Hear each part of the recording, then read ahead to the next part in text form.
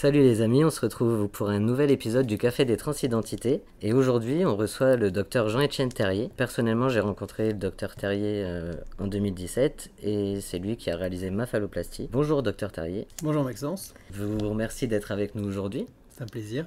Je vais vous laisser vous présenter du coup. Donc, je suis le docteur Jean-Étienne Terrier, je suis urologue, je travaille à l'hôpital privé Jean Mermoz à Lyon.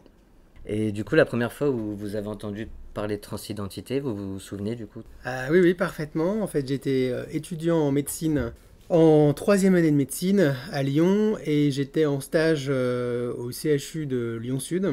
J'étais donc un jeune étudiant et j'ai vu débarquer au bloc opératoire le professeur Albert Leriche, qui était un précurseur en la matière. Et donc ce jour-là, il opérait un patient, je sais même plus exactement de quoi, je sais plus si c'était une vaginoplastie ou une étape de phalloplastie, mais du coup j'avais regardé le dossier, on m'avait expliqué. C'était très compliqué à comprendre le dossier, mais ce que je comprenais surtout, c'est qu'il y avait quelqu'un qui venait pour changer de sexe. Et moi, ça m'avait estomaqué qu'on puisse faire ça. Je me suis dit, c'est incroyable, il y a un gars qui va changer le sexe de quelqu'un. Et en plus, c'était un personnage extrêmement charismatique. Donc ça a rajouté au côté un peu, un peu incroyable de la chose, d'avoir un chirurgien très charismatique qui faisait une chirurgie qui me paraissait incroyable. Et donc ça a été mon premier contact, ouais. Et je dois dire que c'est resté bien gravé et non seulement ça a été mon premier contact, mais ça m'a donné envie de connaître cette chirurgie et d'aller plus loin. Donc il y a ce premier contact, mais après ce premier contact, après il y a eu un long parcours d'étudiant en médecine, après d'interne, mais ce qui m'a vraiment donné envie après de continuer, donc c'est ma rencontre avec le service de Lyon-Sud et avec le docteur Morel-Journel, qui a été mon maître d'apprentissage, mon maître chirurgical. Donc c'est là où vraiment je suis rentré au cœur du sujet avec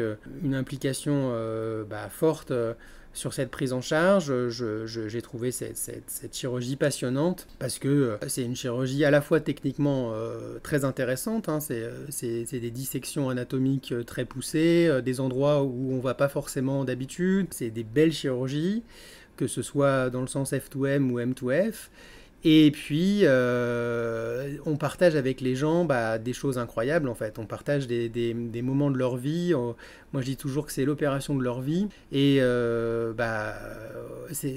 on participe vraiment à changer la vie des gens. Alors, j'espère majoritairement bien et qu'on rend les gens heureux. Mais en tout cas, voilà, ça laisse pas indifférent, quoi. Quand on fait ces chirurgies-là, on apprend vraiment à connaître nos patients, à partager plein de choses. Donc c'est ça après qui m'a donné envie de continuer. Et donc après, j'ai fait continuer mon apprentissage et mes études de médecine, de fin d'internat et de clinica avec le docteur Morel-Journel dans cette thématique. Du coup, après ça, vous avez monté votre service Oui, alors déjà j'ai fait un parcours assez long au CHU d'un point de vue universitaire.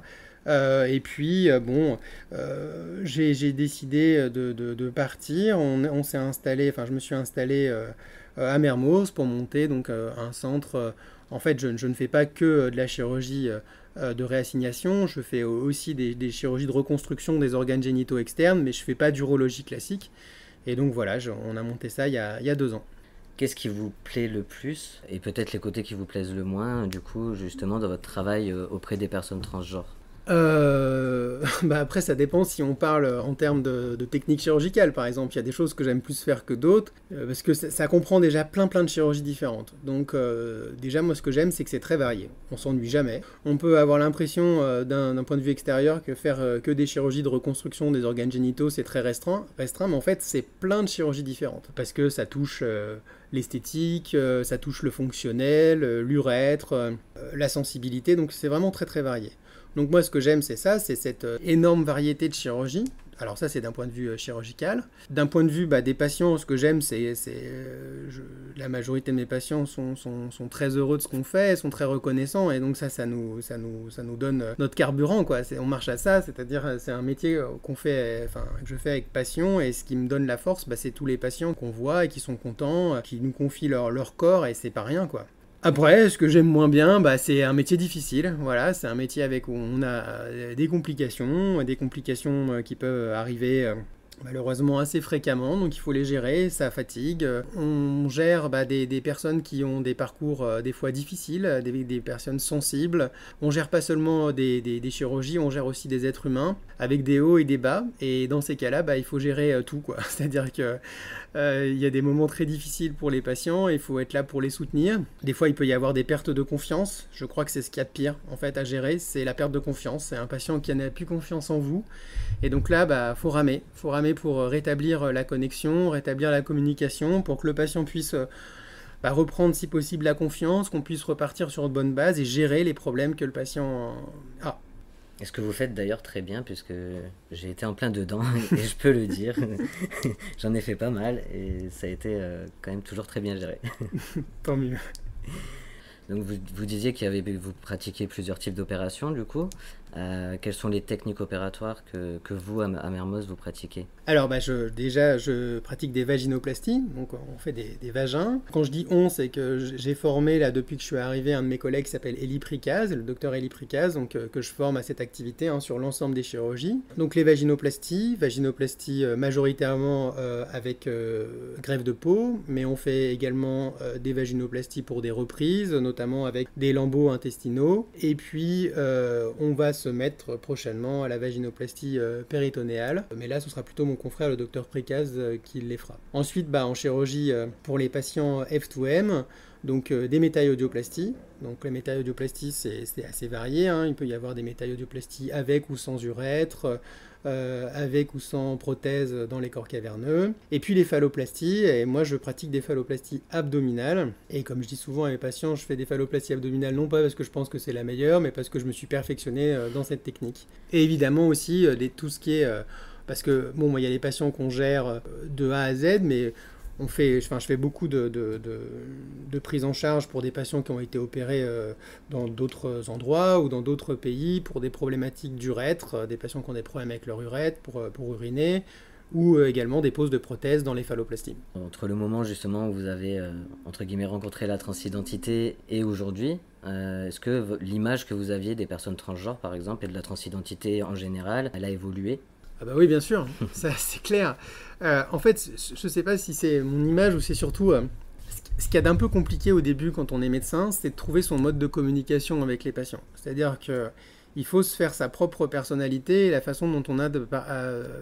il faut être à l'aise, voilà. Et ça, c'est pas si facile que ça au début d'être à l'aise. Parce que être à l'aise, ça veut dire se sentir bien avec tous les patients. Il ne faut pas voir les patients comme nous on est, quoi. C'est-à-dire que chacun est différent et les demandes sont très différentes d'un patient à l'autre. Donc on peut avoir des fois des demandes assez surprenantes. Donc mon regard, c'est surtout en fait, de m'être ouvert à tout ça. C'est-à-dire qu'au début, forcément, comme n'importe qui, en fait, il y a des choses qui peuvent surprendre. Et puis petit à petit, en fait, plus rien ne surprend. Ou très peu de choses me surprennent. C'est surtout que... Mais ça s'est fait assez rapidement. Hein. Mais c'est que, en fait, moi, quand je prends en charge mes patients pour une réassignation, c'est des patients exactement comme n'importe quel autre patient. C'est-à-dire qu'il n'y a pas de différence, en fait. On s'occupe des patients comme n'importe quel autre patient. Et c'est ça qui, au début, est un petit peu... Pas difficile, mais il faut un certain temps pour être à l'aise en fait avec les patients. Mon regard, il a pas tant changé. Je pense que j'ai surtout accumulé de l'expérience. Voilà. Ça, vous vous êtes ouvert au fur et à mesure ouais. Un peu plus. Oui, et puis du coup, quand on est... en fait, tout se sent. C'est-à-dire que quand on est à l'aise et qu'on est ouvert sur tout, je pense que les patients le sentent. Et du coup, eux aussi se sentent à l'aise. Donc, c'est ça qui est un peu difficile, surtout quand on est jeune chirurgien, quand on commence, c'est de trouver son mode de communication. Il faut déjà apprendre à opérer, c'est technique complexe, mais derrière aussi, il faut apprendre à parler à ses patients, leur inspirer confiance. Et comme je disais tout à l'heure, on gère la chirurgie, mais également les personnalités de chacun, et ça nécessite de trouver son mode de langage. Et ça s'apprend pas. Il faut toujours s'adapter, en fait. Ouais, faut s'adapter, ouais. Faut s'adapter, parce que quand on voit les patients, faut leur expliquer la chirurgie, les risques de complications. Tout le monde n'a pas la même capacité de compréhension, tout le monde n'a pas forcément les mêmes besoins d'entendre les mêmes choses, et pourtant, il faut faire passer des messages. Donc ça aussi, ça passe par plusieurs consultations. Est-ce que vous avez déjà eu des réactions un petit peu marquantes quand vous avez évoqué le sujet, le fait que vous opériez justement des personnes transgenres? C'est tout le temps en fait. Hein. Je pense que déjà c'est un sujet qui passionne les gens. Enfin qui passionne. Je sais pas si ça les passionne ou surtout ça aiguise leur curiosité. Si on rencontre des gens et qu'on leur explique vraiment ce qu'on fait, ils sont forcément intéressés, mais c'est de la curiosité. Et après des choses qui me marquent, il y en a sans arrêt parce que on peut avoir il y a souvent plein de réactions très maladroites en fait, des gens qui comprennent pas pourquoi on fait ça, qui pensent que je suis un chirurgien esthétique qui fait de la chirurgie esthétique, qui comprennent pas qu'on puisse, certains comprennent pas qu'on puisse s'occuper de patients de réassignation. Donc effectivement, des fois, je suis choqué de réactions et ça arrive malheureusement très très souvent. Il y a des moments où je ne comprends pas des collègues. Il y a des collègues qui sont clairement transphobes et ça me choque profondément. Ça peut toucher plein de médecins, mais malheureusement c'est très présent. C'est très présent. Après, il y a aussi plein de gens très bienveillants qui demandent qu'une chose, c'est à comprendre et qui auraient qu'une envie, c'est de participer à cette prise en charge. Mais il y a aussi des moments où il faut bien expliquer les choses, mais même en les expliquant, ça ne suffit pas, quoi. Ouais, c'est un peu comme dans le reste, finalement, dans la société en général. Ouais. Hein. Oui, les médecins, c'est des gens comme tous les autres, mais bon, globalement, je pense que la société est de plus en plus ouverte à ça, on en parle de plus en plus, alors en bien ou en mal, hein, parfois de manière forcément maladroite, mais au moins ça a le mérite d'exister. Le fait qu'on en parle de plus en plus, donc les gens sont intéressés. C'est bien qu'il y ait des gens aussi comme vous qui parliez au grand public, sur des podcasts, etc. pour expliquer les choses, parce qu'on a besoin d'avoir des témoignages. Je pense que les gens ne se rendent pas compte qu'il y a encore une image qui peut être très négative des patients transgenres, et les gens ne se rendent pas forcément compte que peut-être qu'on travaille, qu'on vit avec des gens qui ont fait des parcours. Ça leur paraît... Je prends un exemple tout bête, dans le passing. C'est-à-dire que très souvent, ça me fait sourire parce qu'on dit... des fois, j'entends des réflexions quand on a des gens... « Ah, ouais, j'ai vu ton patient, oh là là, mais c'est fou, hein, on dirait vraiment un homme. » Ça, c'est des réflexions que je trouve à la fois maladroites, mais ça me fait un peu sourire. C'est quelqu'un qui réalise en fait qu'il a en face de lui quelqu'un comme n'importe qui. C'est une réaction qui est maladroite, mais qui représente bien en fait, je pense, ce que pense la majorité des gens. T'as vu, en fait, c'est quelqu'un comme tout le monde. Bah oui, c'est ça, c'est quelqu'un comme tout le monde. Et est-ce que vous avez des souvenirs marquants, mais cette fois-ci, lors de vos prises en charge avec des personnes trans ? Oui, ça, oui, j'ai des choses qui m'ont bien marqué, hein, ça c'est clair. J'ai eu des moments, je pense que des choses négatives, j'en ai, hein, évidemment. Je ne sais pas si ça a vraiment un grand intérêt, mais des choses négatives, il y en a. Hein. Quand je le disais tout à l'heure, les choses les plus négatives qui peuvent arriver, c'est des gens qui se compliquent et qui perdent la confiance. Voilà, ça c'est très compliqué, parce qu'après, c'est des patients avec qui la communication passe très mal, et c'est très délétère pour leur prise en charge. Et quand la communication ne se fait plus, ça mène à des catastrophes, quoi. Donc ça c'est des choses négatives. Par contre, des choses très positives, oui, j'ai des exemples, bien sûr. J'ai un exemple, par exemple, une patiente que je m'étais occupée il y a des années, M2F, qui avait été hormonée très jeune, bloquée très très jeune, et donc quand elle a eu 18 ans et quelques mois, je lui ai fait sa vaginoplastie. Et je me rappelle avoir vécu un moment très fort en émotion, parce que quand je suis remonté au post-opératoire, il y avait ses parents que j'avais déjà plusieurs fois et qui étaient extrêmement émus qu'elle se soit faite opérer, que tout se soit bien passé. Et moi, ça m'avait vraiment, vraiment touché. J'avais vraiment ressenti en fait tout le poids que ça représentait aussi pour ses parents qui l'accompagnaient depuis des années et la libération que ça représentait. Donc ça, mais c'est des choses qu'on vit quand même assez fréquemment, et c'est ce qui fait aussi que le métier est chouette, quoi. Un autre exemple, j'ai une patiente que j'ai opérée il n'y a pas longtemps qui a un syndrome d'Asperger, donc qui est autiste. Ça a été une décision assez marquante de l'opérer parce qu'elle a une assez grande fragilité, et suite à la vaginoplastie, elle s'est vraiment ouverte, elle est vraiment transformée. Donc là aussi, c'est des moments très très chouettes parce que on partage ça avec la famille, avec la patiente, et ça fait plaisir de voir que ce qu'on fait, ça a du sens et que ça change vraiment la vie des gens, mais pas simplement physiquement, psychiquement, c'est très important. Tout simplement, comme vous disiez tout à l'heure, mais vous changez réellement des vies en fait. C'est encore oui, différent d'une maladie. Ouais. Ah, la démarche est très différente en fait.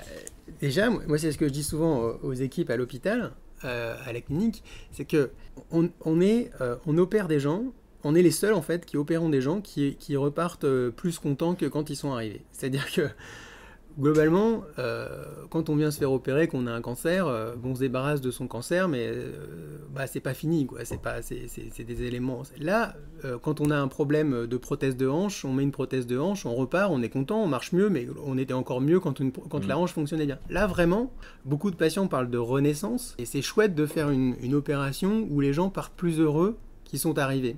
Et c'est pas si fréquent que ça quand même dans le soin. C'est quelque chose d'un peu à part dans le soin. C'est un peu... on peut comparer ça... je pense qu'on peut retrouver ces émotions-là quand on fait de l'obstétrique et qu'on fait accoucher des gens. Bon, évidemment, je sais pas ce que je suis en train de dire, mais il y a ce côté très positif de rendre les gens heureux. Mais après, voilà, ça reste des chirurgies. Certes, on change la vie des gens, mais tous les chirurgiens changent la vie des gens. Hein. Faut pas non plus... se prendre pour ce qu'on n'est pas, quoi. Est-ce qu'il y a un message que vous voudriez passer au personnel soignant, par exemple, ou des médecins, des chirurgiens ou autres, qui seraient amenés à prendre en charge des personnes transgenres? Non, je pense que s'ils sont amenés à le faire, c'est qu'ils ont eu la démarche de le faire. Ou alors, vous voulez dire des gens au sens général. Déjà, oui, le message, ce serait d'être ouvert. Voilà, c'est de pas juger. Faut pas juger. Faut pas juger les personnes qu'on a en face de soi. Et c'est très dur. Hein. Moi, je vois les patients, même quand ils vont aux urgences, qu'ils ont un problème en urgence, moi, je leur dis, n'allez pas aux urgences. Si vous avez un problème, appelez-nous, on gérera, parce que ça se passe jamais bien. Parce que les gens rencontrent des médecins ou des infirmières qui ne connaissent pas, donc ils sont effrayés parce qu'ils ne connaissent pas, ils se sentent en insécurité parce qu'ils ne comprennent pas ce qu'a eu le patient ou la patiente, et donc du coup, ça stresse encore plus les gens. Moi, je trouve que tous les gens qui ont à prendre en charge des patients en trans, mais globalement dans leur carrière, ça se passe généralement super bien, parce que c'est des patients qui sont hyper agréables dans l'extrême majorité des cas. C'est des gens hyper contents d'être là. Nos infirmières qui gèrent chaque semaine plusieurs patients, c'est une patientèle qu'elles apprécient beaucoup, parce que généralement ça se passe super bien, les gens sont très reconnaissants, c'est des gens avec qui on se lie beaucoup. Et puis en plus, par exemple dans une phalloplastie, les patients sont amenés à revenir dans une phalloplastie abdominale plusieurs fois. Oui. C'est sûr que avec la phalloplastie abdominale où il y a plusieurs étapes, mais bon, de toute façon, il n'y a pas de phalloplastie sans plusieurs étapes. Hein. Globalement, il n'y en a pas. Sûr. Et puis, de toute façon, quand on se fait opérer, qu'on met en place une prothèse, vu que les prothèses se changent assez régulièrement, les gens, on les voit généralement plusieurs fois dans une carrière, quoi. Mais c'est vrai que ça crée du lien. Le fait de voir plusieurs fois les gens, les infirmières les connaissent, donc les gens se sentent après, pas chez eux, mais ils connaissent la maison, quoi. C'est une deuxième maison presque parfois. Ouais, alors je suis pas sûr que ce soit forcément toujours des bons souvenirs pour les patients, malheureusement. Je voulais vous demander si vous aviez des projets. Des projets, il y a le projet dont on a parlé récemment. Moi, ce que j'ai bien aimé l'année dernière, c'est qu'on a fait les réunions Mafalo. On a lancé ces réunions-là, donc des réunions d'échange avec les patients. Moi, je pense que c'est un besoin. Je pense que les patients ont besoin d'échanger entre eux. Alors, ils le font déjà beaucoup sur les groupes Facebook, sur des forums d'échange. Mais c'est aussi bien d'avoir des groupes d'échange où il y a à la fois des patients témoins et puis des professionnels de santé. Parce que des fois, on a besoin de rétablir certaines choses. Il y a des contre-vérités, il y a des fake news qui traînent sur des techniques, sur des façons de faire. Donc, les patients sont...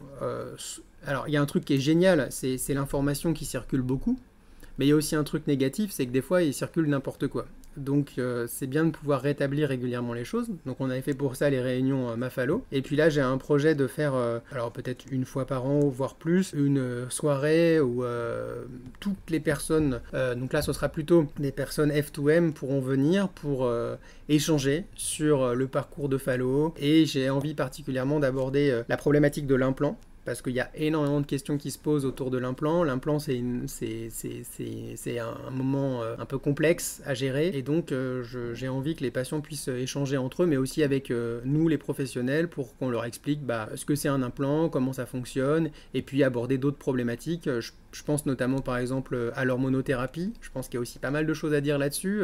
Tous nos patients sont sous traitement hormonaux, mais je pense qu'il y a besoin aussi de faire des rappels sur comment on suit un traitement hormonal, qu'est-ce qu'il faut surveiller et pourquoi c'est important de se faire suivre aussi d'un point de vue médical. C'est-à-dire il suffit pas de prendre des hormones, il faut aussi derrière avoir un suivi. C'est de chouettes projets. Et si jamais là il y a des personnes qui nous écoutent et qui veulent se faire opérer par vous, comment ça se passe?